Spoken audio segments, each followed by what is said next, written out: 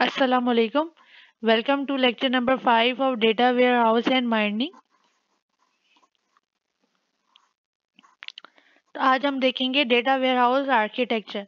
Data ware architecture क्या होता है? डेटा वेयर आर्किटेक्चर एक ऐसा फ्रेमवर्क है जो मुख्तलिफ सोर्सेज से डेटा इकट्ठा करके उसे स्टोर करता है, उसे एनालाइज करने के लिए डिज़ाइन किया जाता है। इस आर्किटेक्चर की बुनियाद क्या है? इसके अंदर 4 चीज़ें आती हैं। एक तो आता है यूज़र, दूसरा आता है डेटा वेयरहाउस, फिर आता है सोर्सेज और फिर आता है क्लाइंट।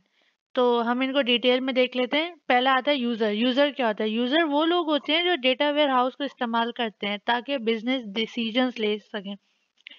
मुख्तलिफ यूज़र्स के रोल होते हैं। मुख्तलिफ यूज़र के रोल्स में क्या आ जाता है? बिजनेस एनालिटिस्ट जो होते हैं डेटा को एनालाइज करते हैं बिजनेस के लिए। उसका क्या बिजनेस का ट्रेंड है, क्या पैटर्न है, उसको समझने के लिए डेटा को एनालाइज करना। फिर आ जाते हैं मैनेजर। मैनेजर कौन होते हैं? वो लोग जो कि डिसीजन उन्हें लेना होता है, उनको रिपोर्ट बनानी होती है और रिपोर्ट पे जो है डेटा डिपेंड कर रहा होता है। फिर आते हैं आईटी प्रोफेशनल, वो लोग जो डेटा वेयर हाउस को मेंटेन और मैनेज करते हैं। अगर हम एग्जांपल देख लें, एक रिटेल कंपनी है जिसके पास बिजनेस एनालिटिस्ट हैं जो कि सेल्स डेटा को एनालाइज करके पता लगाते हैं कि कौन सा प्रोडक्ट ज़्यादा बिक रहा है और कौन सा कम। मैनेजर इस इंफॉर्मेशन को यूज़ करके डिसीजन लेता है और आईटी प्रोफेशनल क्या करते हैं? ये इंश्योर करते हैं कि डेटा वेयर हाउस से सही तरह से जो है डेटा लिया गया है और वो डेटा वेयर हाउस सही तरह से काम कर रहा है। फिर आ जाते हैं हम data warehouse. Data warehouse जो होता है एक सेंट्रल रिपोजिटरी होती है जहां मुख्तलिफ सोर्स से डेटा डेटा आने वाला डेटा स्टोर किया जाता है या हिस्टोरिकल डेटा जो है इसके अंदर रखा जाता है डेटा वेयर हाउस के अंदर। एग्जाम्पल, अगर एयरलाइन कंपनी है तो उसके डेटा वेयर हाउस के अंदर जो है फ्लाइट की बुकिंग, कस्टमर की इंफॉर्मेशन, फ्लाइट का स्केड्यूल सब कुछ स्टोर हो रहा है। तो डेटा एनालाइज करके जो है कस्टमर की प्रेफरेंसेस देखी जाती है, समझा जाता है कि कस्टमर को क्या चाहिए, कस्टमर का किस तरीके का टाइम है। तो डेटा वेयर हाउस के अंदर सारा डेटा मौजूद होता है। फिर आ जाते हैं सोर्सेज। सोर्सेज क्या होती हैं? वो मुख्तलिफ एप्लीकेशन होती हैं जहाँ से डेटा जो है आता है और डेटा को जो है निकाला जाता है।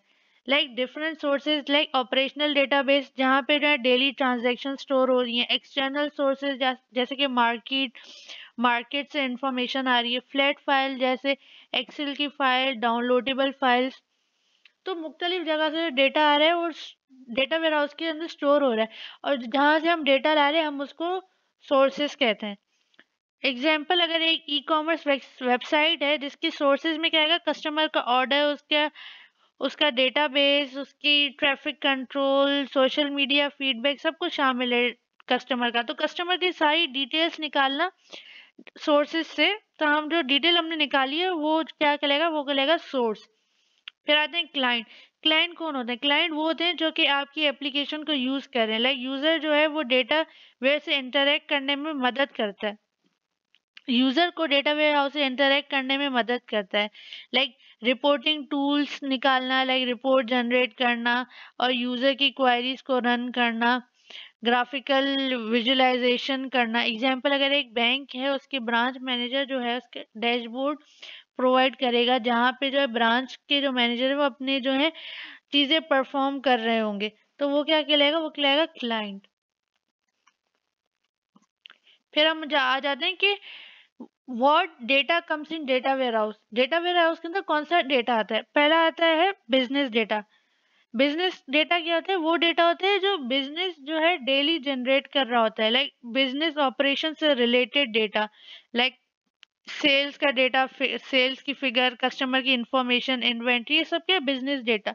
एग्जाम्पल, एक मार्केट अपना हर प्रोडक्ट की जो है डेली सेल्स का डेटा स्टोर करती है। तरीका या देखा जा सकता है कि कौन सा प्रोडक्ट ज्यादा बिका है, कौन सा कम बिका है। तो ये सब क्या आ गया? बिजनेस के बारे में डेटा आ गया। फिर आ जाता है मेटा डेटा। वो क्या होता है? Data about data.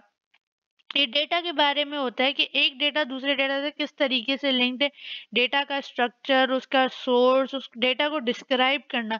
वो क्या आ जाता है? वो मेटा डेटा के अंदर आ जाता है। एग्जाम्पल, अगर एक रिपोर्ट में सेल्स का डेटा दिखाया गया है तो वो मेटा डेटा बताएगा कि डेटा किस डेटाबेस से आया है।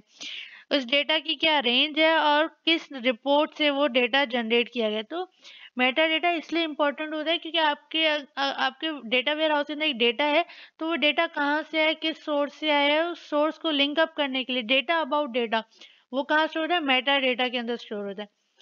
फिर हम आ जाते हैं इन सेंट्रिक डेटा। इन सेंट्रिक डेटा क्या होता है, ये ऑर्गेनाइजेशन या उसका इंटरनल प्रोसेस, उसके ऑपरेशन से रिलेटेड डेटा। एग्जाम्पल, कंपनी जो है उसकी प्रोडक्शन का प्रोसेस, उसका डेटा को रन करना, जैसे मशीन को रन करना, उसकी मेंटेनेंस, उसकी वर्कशिप, तो ये जो data inside the organisation, organisation के अंदर डेटा किस तरीके से रिलेटेड है वो इन सेंट्रिक डेटा के अंदर आ जाएगा। फिर हम आ जाते हैं how to extract data. Data किस तरीके से एक्सट्रैक्ट किया जा सकता है। One, ground file. Ground files वो फाइल्स होती हैं जो कि डाउनलोडेबल होती हैं, लाइक पीडीएफ और डॉक्स। ये क्या है, ये ग्राउंड फाइल्स हैं, डाउनलोडेबल फाइल्स हैं। फिर आते हैं रेप्लिकेट। वो क्या होता है, इसमें सोर्स का system, like data exact copy बनाकर डेटा वेयर हाउस के अंदर स्टोर किया जाता है, वो क्या होता है, रेप्लिकेटेड डेटा।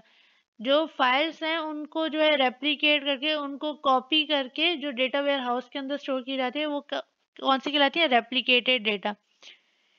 फिर आ जाते हैं मेकिंग रिपोर्ट्स। रिपोर्ट्स के अंदर क्या होता है, स्पेसिफिक रिपोर्ट जनरेट करने के लिए डेटा एक्सट्रैक्ट किया जाता है, हम उसको कहते हैं रिपोर्ट्स।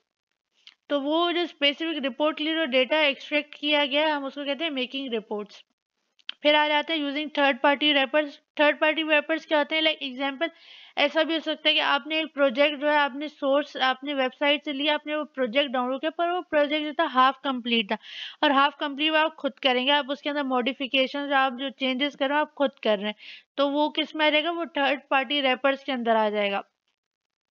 लाइक इंटरनल टूल्स का इस्तेमाल करना डेटा को एक्सट्रैक्ट करने के लिए, वो भी थर्ड पार्टी के अंदर आ जाएगा। लाइक एक ऑर्गेनाइजेशन है, वो थर्ड पार्टी ईटीएल यूज कर रही है, एक्सट्रैक्शन ट्रांजैक्शन टूल इस्तेमाल कर रही है कि अपने मुताबिक, उनकी रिक्वायरमेंट्स के मुताबिक जो है डिफरेंट सोर्सेज से डेटा को एक्सट्रैक्ट कर रही है और डेटा वेयर हाउस के अंदर लोड कर रही है, तो वो किस में आ जाएगा, वो आ जाएगा थर्ड पार्टी रैपर्स के अंदर।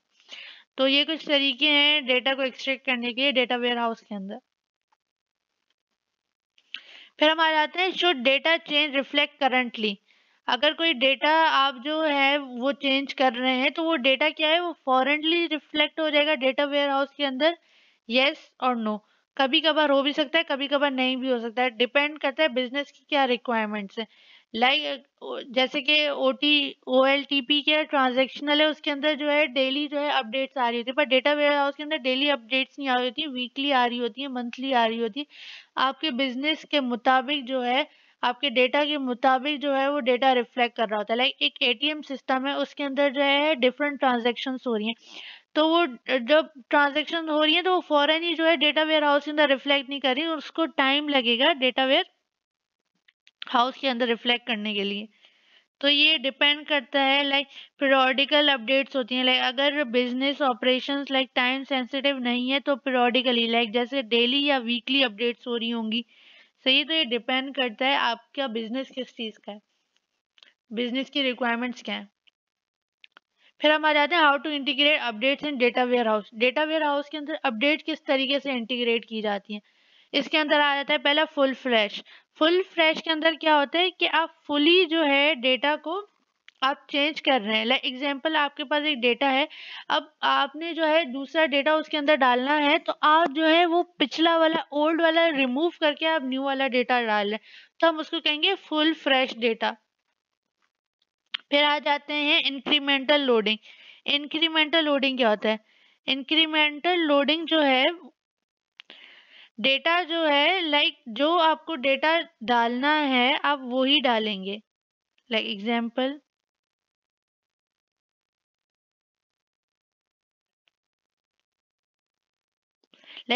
सिर्फ नया या अपडेटेड रिकॉर्ड है, आप सिर्फ वो ही डाल रहे हैं, आप डेटा को डिलीट नहीं कर रहे हो पुराने को, आप बस जो अपडेटेड डेटा है, जो आपको डेटा अपने डेटा वेयर हाउस के अंदर डालना है, आप सिर्फ वो ही ऐड कर रहे हैं, तो वो होता है इंक्रीमेंटल लोडिंग। फिर थर्ड पर आता है चेंज डेटा कैप्चर। इसके अंदर क्या होता है, चेंज डेटा कैप्चर का मतलब ये है कि आप सिर्फ वो ही चेंजेस ट्रैक करेंगे, करना है जो आप नए रिकॉर्ड्स को अपडेट आएंगे। मतलब आपको सिर्फ जो है एक आपका डेटा है, आपने अपने डेटा को ट्रैक किया और आपको डेटा के अंदर चेंज करनी है, तो आप सिर्फ वही डेटा जो है उसको चेंज कर रहे हैं। इंक्रीमेंटल की क्या था, आप नया डेटा जो है अपडेट या ऐड कर रहे हैं, पर चेंज डेटा कैप्चर के अंदर ये होता है कि आप जो है अपना डेटा जो है वो चेंज कर रहे हैं सिर्फ स्पेसिफिक चीज को। फुल फ्लैश में क्या था, पूरा डिलीट कर रहे थे। इंक्रीमेंटल में क्या था कि आप जो है ऐड कर रहे थे। और चेंज डेटा कैप्चर के अंदर क्या है कि आप जो है स्पेसिफिक डेटा या स्पेसिफिक अपने एलिमेंट को सिर्फ चेंज कर रहे हैं। फिर हम आ जाते हैं व्हाट इज ऑडिट। ऑडिट क्या होता है? ऑडिट का मतलब ये है कि अपने डेटा को रिव्यू करना ताकि उसकी एक्यूरेसी देखी जाए, उसको सिक्योरिटी इंश्योर की जाए अपने डेटा के अंदर, तो हम उसको कहते हैं ऑडिट। ऑडिट मतलब रिव्यू करना, चेंजेस करना। ऑडिट की दो टाइप्स होती है, daily audit, weekly audit. Daily audit मतलब आप जो है डेली अपने जो है चेंजेस कर रहे हैं, लाइक आपका जो है बैंकिंग सिस्टम है उसके अंदर डेली ट्रांजेक्शन हो रही है, तो आप वो डेली ट्रांजेक्शन जो है आप वो चेंज कर रहे हैं, अपडेट कर रहे हैं, तो वो डेली ऑडिट में आ जाएगा। फिर वीकली ऑडिट क्या होता है, हर हफ्ते डेटा को एनालाइज करना, लाइक देखना कि उसके अंदर कोई इनकंसिस्टेंसी तो नहीं है, या अगर आपको कोई ट्रांजेक्शन्स जो करनी है आपको हर वीकली जो है आप ट्रांजेक्शन्स करें। तो ये डिपेंड करता है कंपनी पे कि वो किस तरीके की ऑडिट करना चाहता है, डेली चेंजेस करना चाहता है या वीकली चेंजेस करना चाहता है। एग्जाम्पल, अगर बैंक है वो अपने हिसाब से ट्रांजेक्शन लाइक ऑडिट जो है रोजाना हर हफ्ते जो है जो चेक कर रही है उसको एनालाइज करिए, ताकि अगर कोई फ्रॉड तो नहीं आ रहा, अगर आ रहा है तो हम उसको डिटेक्ट कर सकें, प्रिवेंट कर सकें। फिर आ जाते हैं what is ETL process. ETL process क्या होता है? ईटीएल प्रोसेस का मतलब है extract, transform and load. Extract क्या मतलब क्या होता है, डेटा को अलग सोर्स से कलेक्ट करना। डिफरेंट सोर्सेज हैं, डिफरेंट सोर्सेज से मल्टीपल डेटा को आपने कलेक्ट किया, आपने एक्सट्रैक्ट किया, तो ये किस में होगा, एक्सट्रैक्शन प्रोसेस में होगा। फिर आता है ट्रांसफॉर्म डेटा। डेटा जो आपने एक्सट्रैक्ट किया है आप उसको ट्रांसफॉर्म करेंगे, लाइक अपने डेटा वेयर हाउस की स्टैंडर्ड्स के मुताबिक। डेटा वेयर हाउस के जो स्टैंडर्ड्स हैं, तो आपके वो जो एक्सट्रैक्टेड इंफॉर्मेशन जो है आप उसको स्टैंडर्ड्स के अंदर अलाइन करेंगे ट्रांसफॉर्म स्टेज के अंदर। फिर आ जाता है लोड। लोड के अंदर क्या होगा कि आप डेटा को डेटा वेयर हाउस में स्टोर करेंगे। डेटा को डेटा वेयर हाउस के अंदर स्टोर करने का प्रोसेस कब आता है, लोडिंग के अंदर आता है। एग्जाम्पल, एक अमेजोन वेबसाइट है, उसका डेटा वेयर हाउस जो है हर दिन नया ऑर्डर आ रहा है, तो हर दिन जो डेटा एक्सट्रैक्ट करते हैं, फिर उस डेटा को वो जो है क्लीन करते हैं, उसको ट्रांसफॉर्म करते हैं ताकि उसके अंदर कोई फ्रॉड तो नहीं है या इनकम्प्लीट ऑर्डर तो नहीं है। अगर इनकम्प्लीट ऑर्डर है तो उनको रिमूव करेगा और फिर उन ऑर्डर्स को जो है लोड कर देगा अपने डेटा वेयर हाउस के अंदर, लाइक उस फिर डेटा को जो है वो अपने डेटा वेयर हाउस के अंदर सेव करेगा। तो आज के लेक्चर के लिए यही था। अगर आप लोगों को कोई भी कंफ्यूजन है तो आप मुझसे कमेंट्स में पूछ सकते हैं। Thank you.